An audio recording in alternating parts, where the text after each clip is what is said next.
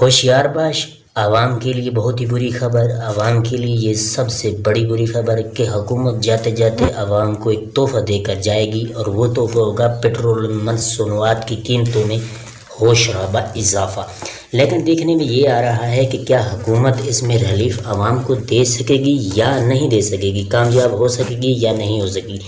جاتے جاتے حکومت نے جو ہے اب اس میں اضافہ کرنا ہے اور ہوش ربا اضافہ کرنا ہے، پیٹرول مصنوعات کی قیمتوں میں اضافہ کیا جائے گا، اور اضافہ بھی یہ بتانے میں آ رہا ہے کہ اضافہ کوئی کم از کم 5 روپے نہیں کیا جائے گا جو انہوں نے کام کیا تھا، لیکن اس میں اضافہ جو ہے کم از کم اس میں 15 سے 20 روپے کا اضافہ کیا جائے گا۔ اور یہ جو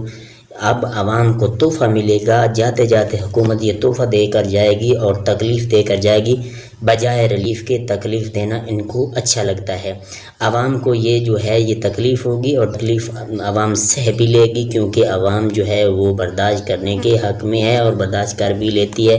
لیکن دیکھنا یہ ہے کہ حکومت جو ہے اب ختم ہوتے نظر آ رہی ہے، کیونکہ 13 اگست سے پہلے حکومت جو ہے وہ ختم ہو جائے گی، یا 13 اگست تک ہی ختم ہو جائے گی۔ لیکن اب عوام کو جو ہے وہ دھوکہ دینے کے لیے تیار ہے، عوام کو جو ہے پیٹرول مصنوعات کی قیمتوں میں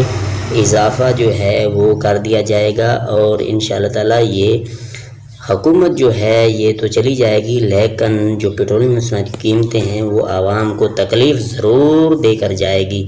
اور یہی سوچنے میں آ رہا ہے، اور یہی جو ہے خبر سامنے آ رہی ہے۔ اور 15 سے 20 روپے تک کا اضافہ کیا جائے گا پیٹرول مصنوعات کی قیمتوں میں۔ اور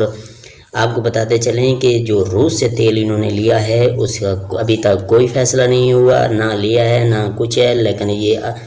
صرف وہ باتیں ہی ہیں جو باتیں وہ کرتے ہیں اور ہمیشہ کرتے آئے ہیں۔